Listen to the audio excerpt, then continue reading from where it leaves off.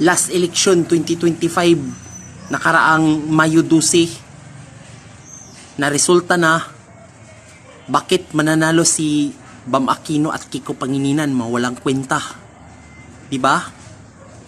Itong PDP laban, lalo na kay Pastor Apollo Kibuloy, nilalangaw tayo. Bakit ayaw mananalo? Mawala kayong silbi. Kayo mga Pinklawan, Dilawan, Pro Kapamilya, Makabayan Black, NPA supporter at mga bangag na mga Marcos supporter, wala kang silbi. Utang ina mo. Pero wag kang malala. Sa 2028, si Pastor Apollo Kibuloy dapat party list ang tatakbuhin ngayong 2028. Pero wag kang malala.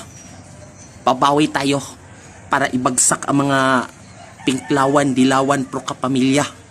Wala kayong silbi sa buhay ko. Mga putang ina mo.